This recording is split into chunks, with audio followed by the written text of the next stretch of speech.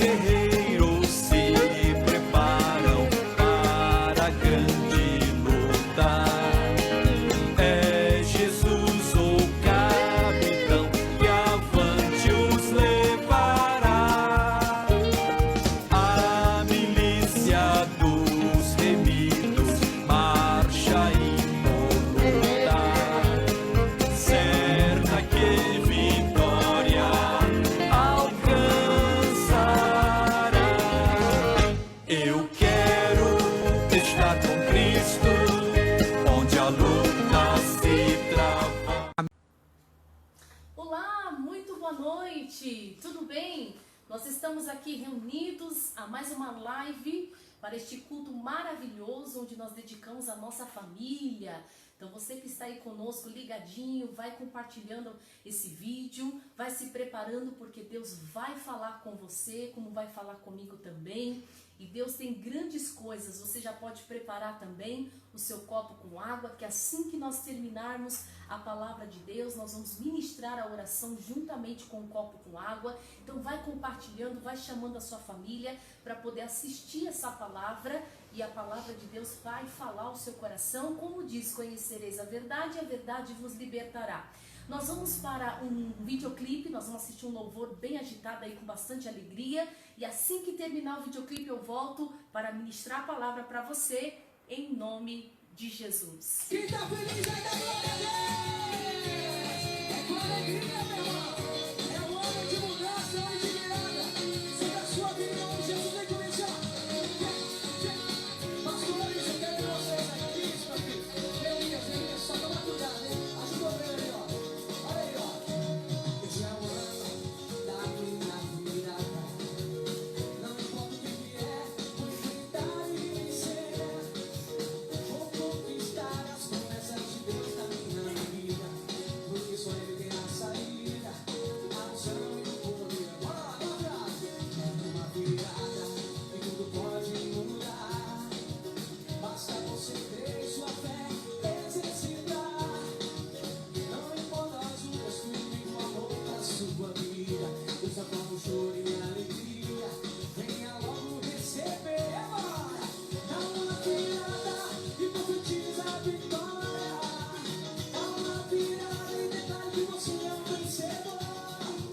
Foi uma virada que mudou a sua vida. Glorifique e se alegre porque Ele já te abençoou. A virada, irmão. Dá uma virada. Oh, dá uma virada.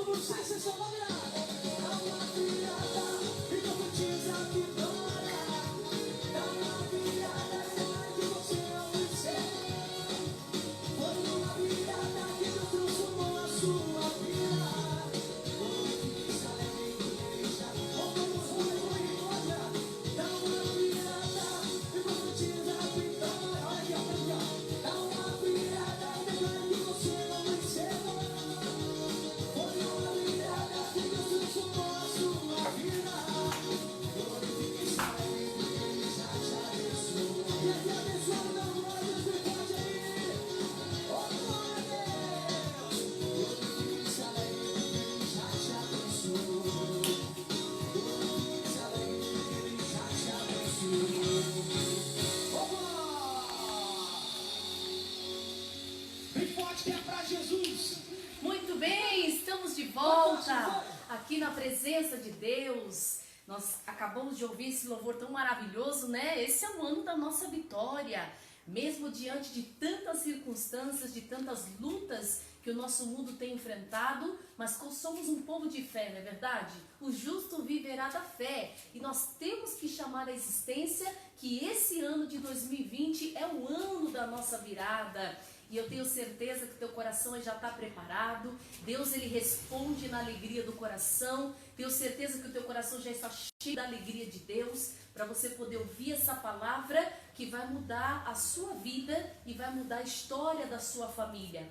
Então eu quero agora entrar na mensagem de hoje. Você que está entrando com a gente aí ao vivo, vai compartilhando esse vídeo com seus amigos, com seus familiares, para que todos possam participar deste culto online. Deus está aqui comigo, aqui na minha casa, onde eu estou transmitindo, né, essa mensagem a você. E Deus está com você aí, seja no seu trabalho, seja na sua casa. Deus está com você, amém? Então vamos para a mensagem de hoje, queridos. Abra sua Bíblia em Romanos capítulo 12, que é o nosso ponto de partida na mensagem de hoje. Uma palavra muito conhecida por muitos, né? Muitos cristãos, mas eu quero poder aprofundar um pouco mais do entendimento que o apóstolo Paulo deixa registrado para nós aqui na parte familiar. Então, Romanos, no capítulo 12, versículo 2 diz assim: e não vos conformeis com este mundo,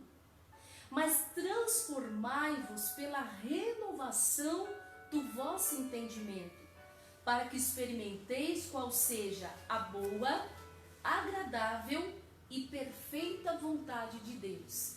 Então o apóstolo Paulo, ele é bem claro aqui nessa passagem, quando ele fala a respeito da vontade de Deus. Ele diz que a vontade de Deus, ela é boa, ela é agradável e ela é perfeita.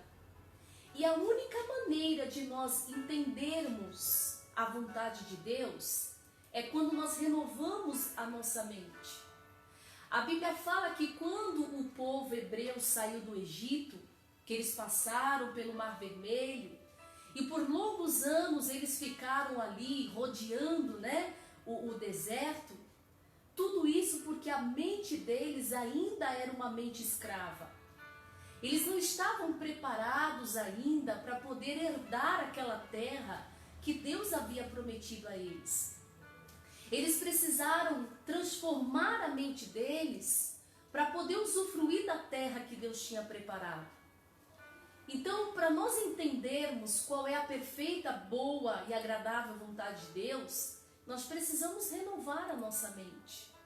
Talvez tem muitos cristãos que estão há anos na igreja, mas que a sua mente ainda continua sendo aquela mente pequena, aquela mente negativa, aquela mente de inferioridade, aquela mente, né, às vezes suja, com pensamentos sujos. Então nós precisamos renovar a nossa mente. Aí você pergunta, mas pastora, como que eu faço para renovar a minha mente? A única forma de você renovar a sua mente é você aplicando o seu coração à palavra de Deus. Você vai ouvir de Gênesis a Apocalipse palavras positivas, palavras de vitória, palavras de promessas para a sua vida. Se você mergulhar nos ensinamentos da Bíblia, você vai entender o perfeito amor de Deus, você vai entender o sacrifício que foi feito para poder resgatar você, né, da morte, do pecado. Então você vai renovar a sua mente, e todas as vezes que você for atribulado, todas as vezes que você for tentado pelo diabo, a sua mente estando renovada, você não vai se deixar levar por aquele pensamento negativo. Por exemplo, com aquele familiar que diz que não tem jeito, as pessoas olham para aquela pessoa e diz, aquele não tem mais jeito, aquele bebe a vida toda, aquele se droga a vida toda, esse aí não tem mais jeito, pode deixar para lá. Quando você conhece a Escritura e a sua mente está renovada por ela, você sabe verdadeiramente, porque se Deus mudou a sua vida, Ele pode mudar a vida daquela pessoa também. mesmo que todo mundo esteja dizendo que aquela pessoa não tem mais jeito. Agora, só vamos conseguir entender isso quando a nossa mente for renovada. E se a nossa mente não for renovada, queridos, nós vamos sempre andar contramão àquilo que a palavra de Deus diz.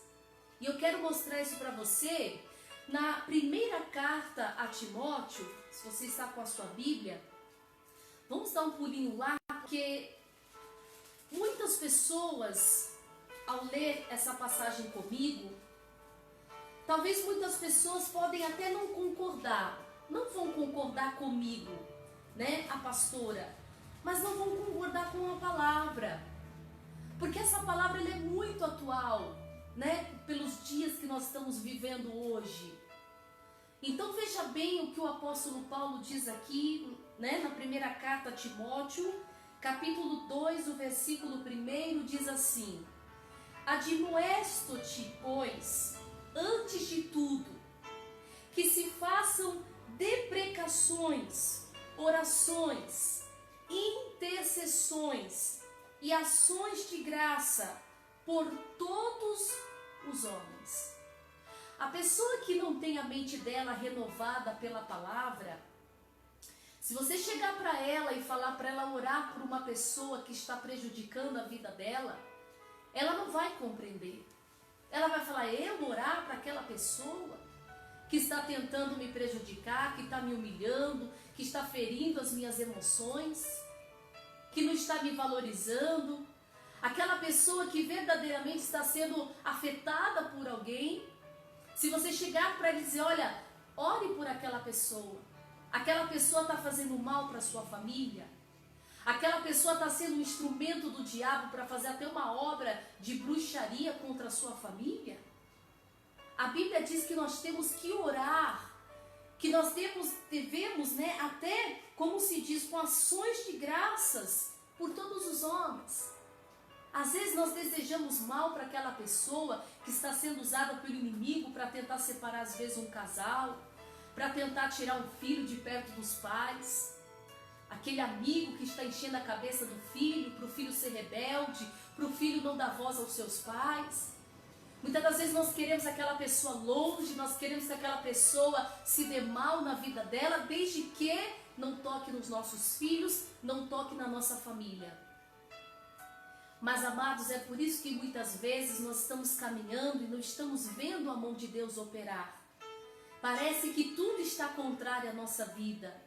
Porque se nós não entendermos, né, a palavra e não colocarmos essa palavra no nosso coração e renovar nossa mente, mudar a nossa mente para aquilo que a palavra de Deus ensina, nós não vamos ver a mão de Deus. Você tem orado por todos os homens? Ou você tem orado só para as pessoas que você ama? Ou você só tem orado para as pessoas que têm servido a você, que têm ajudado você nas suas necessidades? Ou você tem orado para aquele vizinho que tem atazanado você nas madrugadas, com aqueles sons altíssimos, né? Com aquelas bagunças todas? Você tem orado para aquele amigo, né? Talvez, entre aspas, amigo a gente diz, né? Aquele colega de trabalho que, para poder conseguir a promoção, né, tá falando coisas mentirosas ao seu respeito. Você tem orado por eles? Porque a primeira coisa que Paulo diz é que nós devemos orar por todos os homens. Agora nós vamos mais profundo, versículo 2. Pelos reis e por todos os que estão em eminência, ou seja, todos que têm autoridade. Olha só, para que tenhamos uma vida quieta e sossegada em toda piedade e honestidade. Então, o que o Paulo está dizendo aqui? Que nós precisamos e devemos orar pelos nossos governantes. É triste quando às vezes o cristão acaba, né, como se diz, colocando a sua insatisfação, falando do governo, falando das autoridades. É claro que nós somos, como se diz, carne e osso, nós temos os nossos pensamentos, temos as nossas opiniões, mas nós precisamos colocar tudo isso em oração. não expor para as pessoas aquilo que pensamos ou que achamos que entendemos sobre aquele assunto. Porque nós temos uma missão, amados, de sermos representantes de Cristo. Agora eu pergunto para você, você tem orado pelo governo, você tem orado, né, pelos representantes do nosso país? Ah, mas eu não concordo, né, com o mandato daquela pessoa, eu não concordo com as atitudes daquela pessoa, mas o que cabe a mim não é concordar ou discordar. O que cabe a mim como cristão é orar. Porque o próprio Deus está dizendo, nós devemos orar por eles, para quê? Para que tenhamos uma vida quieta, sossegada, de toda piedade e honestidade.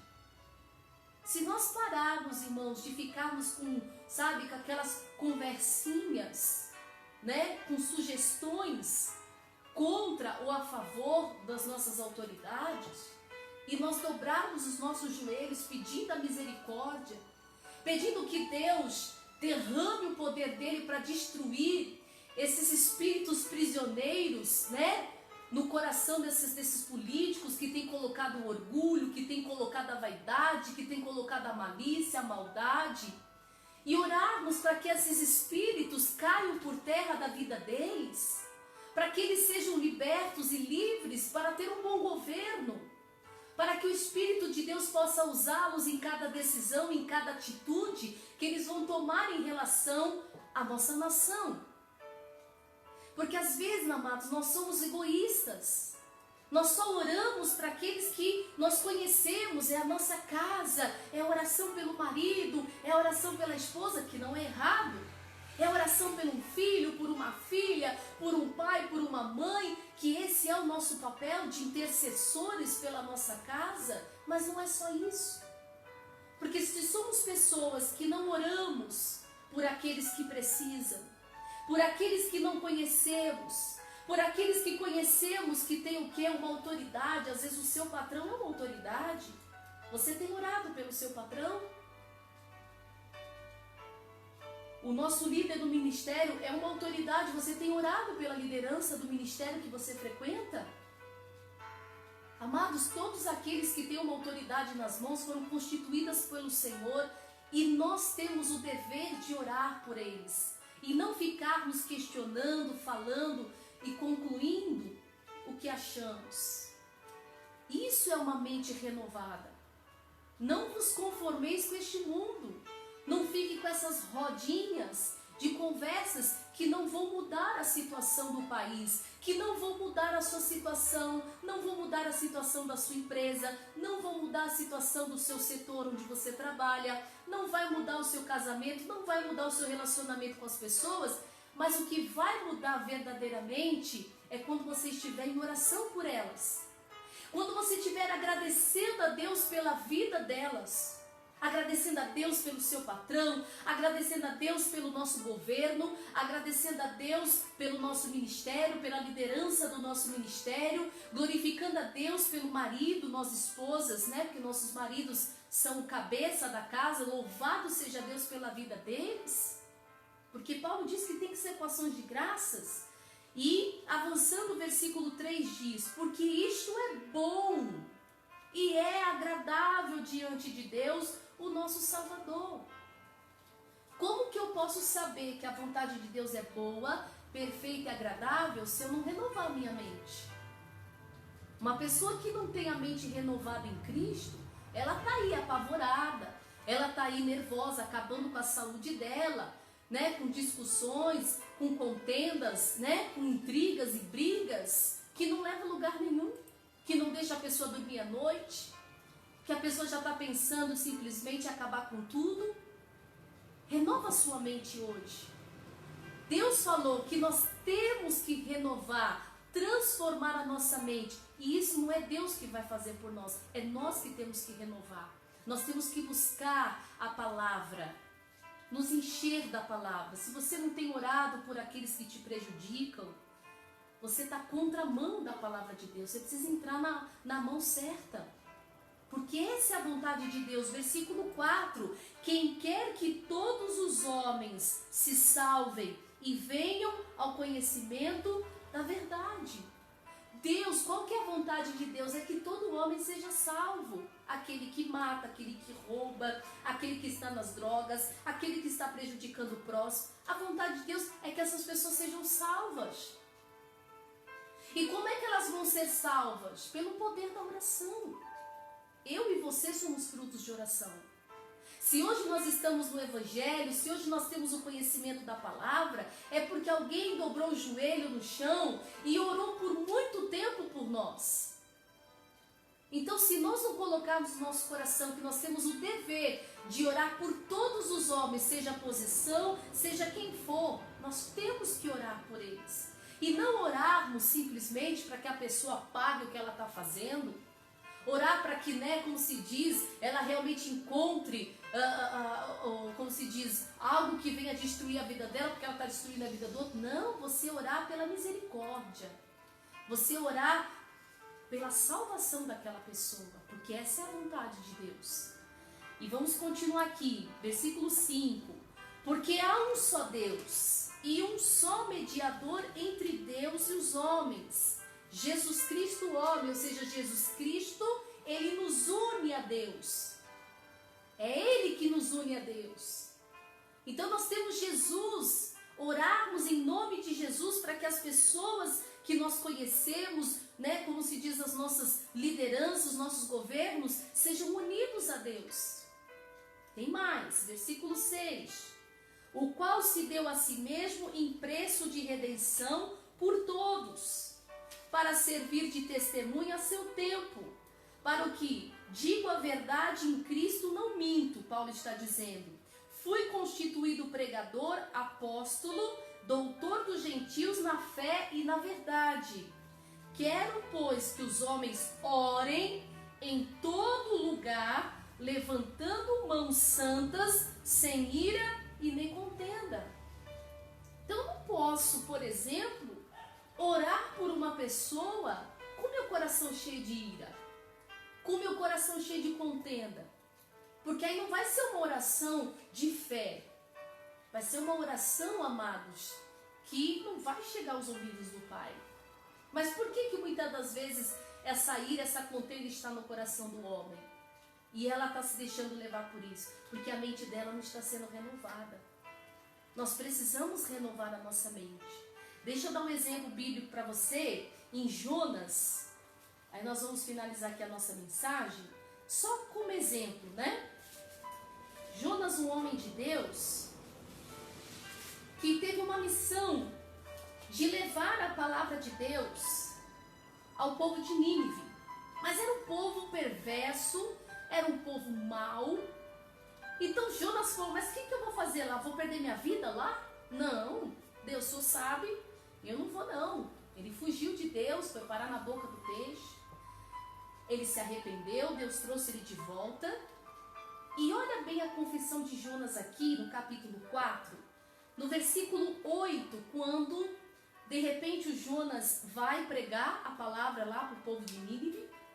E ele está cansado ali, Deus vai e levanta uma boboreira para ele poder repousar, descansar, daquela missão cansativa. E de repente Deus vai e faz aquela árvore morrer. E olha que o Jonas fala no versículo 8. E aconteceu que, aparecendo o sol, Deus mandou um vento calmoso, oriental, e o sol feriu da cabeça de Jonas, e ele desmaiou e desejou com toda a sua alma morrer, dizendo, melhor me é morrer do que viver. Então disse Deus a Jonas, é acaso razoável que assim te enfades por causa da boboreira? E ele disse, é justo que me enfade a ponto de desejar a morte. E disse o Senhor, tivesses compaixão de uma boboreira, na qual não trabalhastes e nem a fizestes crescer, que uma noite nasceu e uma noite pereceu. E não hei eu de ter compaixão da grande cidade de Nínive, em que estão mais de 120 mil homens, que não sabem discernir entre a mão direita e a sua mão esquerda, e também muitos animais. Então o Jonas, ele estava tão irritado, tão indignado, né? Por aquela boboreira ter morrido e ele ter ficado sem o aconchego dele, do que ter ficado, como se diz, né? No sentimento de Deus pelas pessoas daquela cidade de Nínive. Ele se preocupou mais com a boboreira do que propriamente com aquele povo. E Deus falou, você ficou tão, como se diz, chateado, com compaixão de uma árvore, que nem você plantou, nem trabalhou para, né, ter levantado essa árvore. E aqueles que estavam perdidos? E aquela cidade que estava completamente perdida, não sabia discernir nem a mão direita nem a mão esquerda. Tem tanta gente, irmãos, olhando só para o seu próprio umbigo. Pessoas que simplesmente estão olhando só para si próprios, para suas necessidades. Se ela perde alguma coisa, pronto, ela já se revolta contra Deus. Cadê o Senhor? Eu sou de Deus, eu estou da igreja. Por que isso aconteceu? A pessoa já se revolta, às vezes com a perda de algo material. Mas ela não para, irmãos, às vezes para olhar para aquele ente querido que talvez já maltratou, talvez aquele ente querido que está sendo um pouco mais rígido, duro, não quer saber da palavra, ela prega a palavra, a pessoa não quer saber, fala de Jesus, a pessoa fica ofendendo ela, e ela simplesmente, sabe, não se preocupa. Ela faz aquela oração de muitos religiosos, Senhor, entrego nas suas mãos, faz o que o Senhor quiser. Deus falou, puxa Jonas, você está tão preocupado com essa planta, olha aquele povo lá que está perecendo. Irmãos, a humanidade está perecendo, as nações estão perecendo e nós estamos olhando para o nosso umbigo, nós estamos apenas olhando para os nossos e nós estamos esquecendo, irmãos, da humanidade. Então, se você quer realmente provar e ver da boa, perfeita e agradável vontade de Deus na sua vida, renova a sua mente. Pare de ficar falando coisas que você não deve falar. Pare com as críticas. Pare com as confusões. Pare com as contendas. Pare com essa maldade no olhar, no pensar, no agir, no sentir. E faça o que Deus está mandando. Ore por todos os homens. Clame por todos os homens. Glorifique e agradeça a Deus pela vida de todos os homens. Que seja como um propósito do seu coração. Deus, vou buscar porque eu quero a salvação do meu vizinho. Eu quero a salvação do amigo do meu filho. Eu quero a salvação da amiga da minha filha, do namorado da minha filha, da namorada do meu filho. Eu quero a salvação, Jesus, dos nossos governos. Eu quero a salvação, Jesus, daquela pessoa no meu trabalho que está sempre tentando puxar o meu tapete para me prejudicar na empresa. Deus, dou graças ao Senhor pela vida dela. E que a cada dia o Senhor me dê amor por aquela pessoa, para que eu possa olhar para ela, não com os olhos naturais, mas com olhares de amor, com olhares de misericórdia. Porque se Jesus olhou para mim com olhar de misericórdia, com todo o erro, com todo o pecado que eu tinha, Ele me amou. Por que eu não posso olhar para aquela pessoa e amá-la com o amor do Senhor? Eu posso, quando eu renovo a minha mente. Quando eu paro de me conformar com esse mundo. Quando eu paro de comparar minha vida com a vida dos outros. Quando eu paro de ficar achando desculpas para os meus fracassos. Para eu achar desculpas, né, para as minhas falhas. E eu parar e realizar aquilo que o Senhor nos ensinou nessa noite. Ore por todos os homens, ore pelas nossas autoridades, busque pela salvação de todos. E ainda que o seu coração talvez esteja contaminado pela ira, pela contenda, vença isso na oração. Diabo, meu coração é de Cristo. Essa contenda, essa ira não vai prevalecer dentro de mim. Eu tenho o coração de Deus, meu coração é segundo o coração de Deus. Deus é amor, Deus é misericórdia, Deus é compaixão, e é esse coração que eu quero para a minha vida. Lute contra esse sentimento que impede você de orar por alguém. Talvez uma mágoa, um ressentimento. Ah, pastor, eu fui ferido no meu passado, eu fui machucado na minha infância, eu carrego comigo uma cicatriz, eu carrego comigo uma ferida na alma de alguém que fez algo comigo, que acabou com a minha vida, acabou com os meus sonhos. A sua vida mudou por você carregar esse ódio? A sua vida mudou para melhor com essa mágoa? Não mudou. Talvez a vida da pessoa que fez essa maldade com você está levando a vida dela. E você está preso ou presa a essas coisas. Abra o seu coração. Vença isso na oração. Ore por essa pessoa que te fez o mal. Peça ao Senhor que Deus dê oportunidade para você demonstrar uma obra de misericórdia na vida daquela pessoa, para que ela veja que você é uma pessoa de Deus. E se prepare para você provar e ver a boa, perfeita e agradável vontade de Deus para a sua vida, em nome de Jesus. Vamos orar? Agora é momento de colocar em ação aquilo que nós aprendemos. É fácil? Claro que não é fácil. Mas se Jesus, sabendo que ele ia para a cruz, por 3 vezes ele dobrou os seus joelhos e disse: Pai, se possível for, passa de mim esse cálice. Mas se for da sua vontade que eu vá, que assim seja feito. Ali ele estava vencendo a si mesmo, estava vencendo a carne dele. Para poder fazer a vontade de Deus, nós precisamos aprender a vencer nós mesmos, para fazer aquilo que a palavra de Deus, ela diz. Prepare o seu copo com água. Eu vou abençoar esse copo com água. Você vai compartilhar essa água com a sua família. Você vai tomar um pouquinho na hora da oração. Depois você pode compartilhar com a sua família. Se a sua família ainda, não tem o coração aberto para receber, as coisas da parte de Deus, não tem problema. Você pode despejar esse restante de água no seu local ali, no suco que você for fazer para a família, no seu filtro, onde quer que for, tá bom? Então vamos lá, queridos. Feche os teus olhos.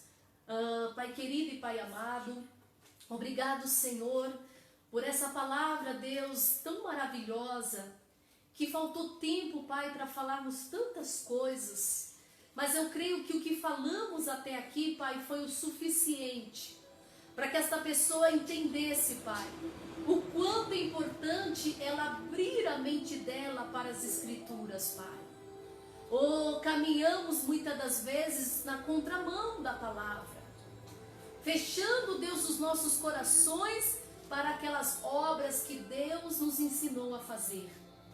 Pai, eu sei que tem muitos familiares que estão enfermos, muitos familiares que estão debaixo de feitiços, de bruxaria, de macumbaria. Talvez, Pai, muitos relacionamentos que estão, Senhor, como uma fachada apenas. Relacionamentos frios.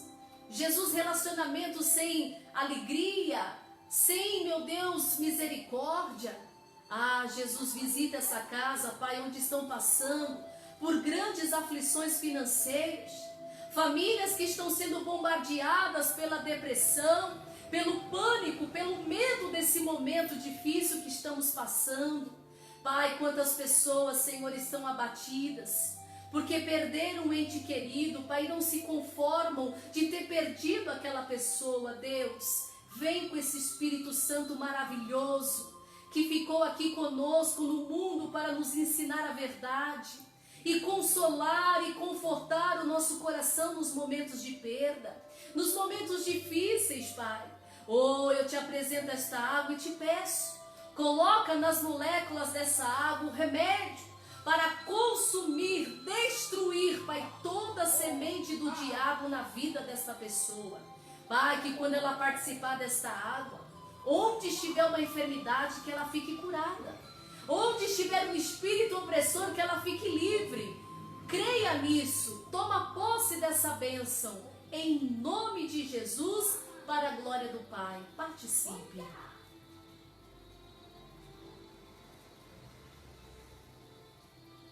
Senhor, ainda com seus olhos fechados, agora nós oramos pela libertação da nossa casa. Pai, entra agora, Senhor, com o teu poder, e aonde estiver um espírito maligno, onde estiver uma obra de feitiçaria, de bruxaria, de macumbaria, Pai, onde estiver um espírito de confusão, de separação, de divisão, onde estiver um espírito de enfermidade, que está prendendo alguém dessa família numa doença, meu Deus, numa depressão, num pânico, eu digo, diabo, solte a vida desta pessoa agora. Eu estou mandando. Deus me deu poder e autoridade para destruir o seu vício, destruir o seu pensamento mal, o seu sentimento mal, os seus espíritos prisioneiros que aprisionam a mente, o sentimento, a saúde, os relacionamentos, a fonte de renda desta pessoa. Solte agora, em nome de Jesus. Pai, agora eu abençoo a todos e determino que todos aqueles que oraram com fé, Pai, e que ouviram esta palavra, estão dando crédito a esta pregação, que eles sejam livres e libertos e curados em nome de Jesus. Amém? E graças a Deus. Amados, a sua família é uma bênção. Sua família é a herança do Senhor. A Bíblia diz que através de você, da sua fé, a sua família é bendita nessa terra. Fique com essa palavra, alegre o seu coração, porque Deus está fazendo coisas bonitas na sua vida e na sua casa. Um recado bem rapidinho, sexta-feira, às 6 horas da tarde, eu tenho um compromisso com você no culto ao vivo pela libertação e pela cura. Esteja conosco para receber uma palavra de fé, para você receber sua cura e a sua libertação. Em nome de Jesus, um forte abraço e fique na paz.